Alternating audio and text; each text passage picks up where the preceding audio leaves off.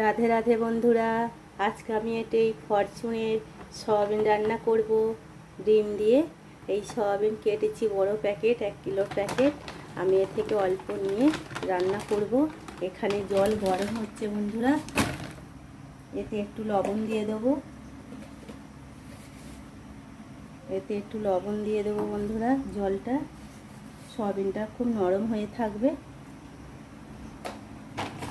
আর এই সয়াবিনের প্যাকেট থেকে আমি অল্প সয়াবিন নিয়ে নিচ্ছি, এই দিয়ে দিলাম বন্ধুরা গরম জলে, একদম গরম জল। এটা একটু ভিজবে, আমি আরও দেখাচ্ছি বন্ধুরা। এই সয়াবিনের শুকনো লঙ্কা নিয়েছি, রসুন নিয়েছি, আদা নিয়েছি, আর এখানে আছে গরম মশলা। এই গরম মশলা নিয়েছি, একটা টমেটো নিয়েছি, আর এই ধনে পাতা, আর এই 1 প্যাকেট গরম মশলা নিয়েছি। এইটা একটু কত সুন্দর হয়ে গেছে, এইটা পুরো মাখানোটা। এটাকে এবার আমি ভেজে নেব।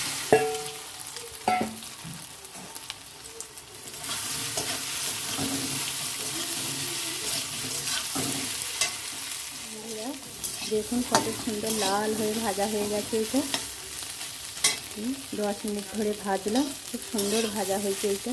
এবার এটাকে নামিয়ে নেব। এবার আমি সেদ্ধ করা রাখা ডিমটাকে দিয়ে দিলাম।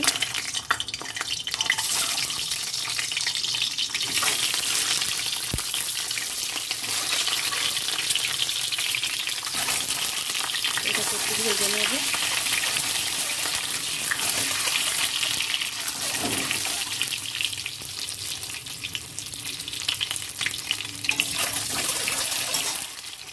বন্ধুরা, ডিমটা ভাজা হয়ে গেছে, এবার আমি ডিমটা তুলে নেব।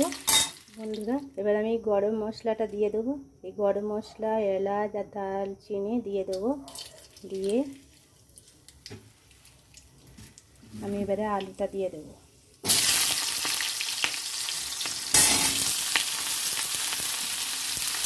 আলুটা দিয়ে দিলাম, এটাকে এবারে নাড়বো। এটাও ভাজতে হবে ভালো করে। বন্ধুরা, আলু ভাজা হয়ে গেছে, লাল করে আলু হয়ে গেছে। আর এখানে আদা রসুন আর লঙ্কা বাটা আছে, দিয়ে দিলাম। এটাকে ভালো করে একটু কষে নেব।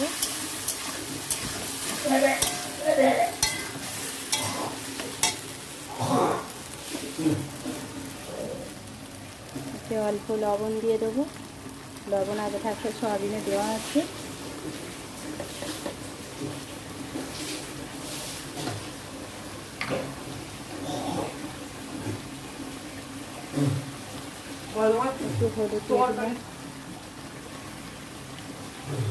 একটু হলুদ দিয়ে দিলাম, দিয়ে এটাকে একটু কষে নেব।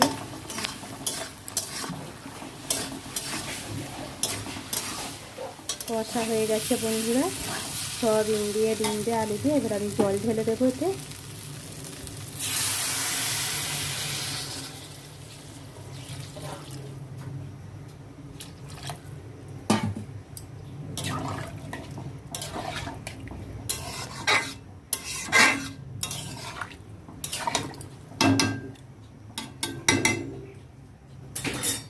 এবার আমি টমেটোটা দিয়ে দেবো, 1 পিস টমেটো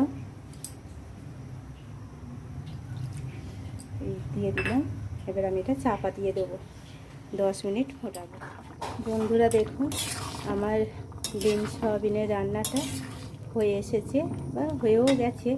আর একটু এই ধনে পাতা দিয়ে দেবো, এই কুচিনির ধনে পাতা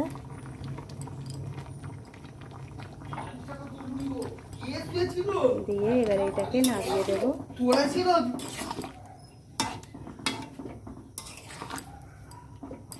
এবার আমি নামিয়ে নেবো, এটাকে হয়ে গেছে।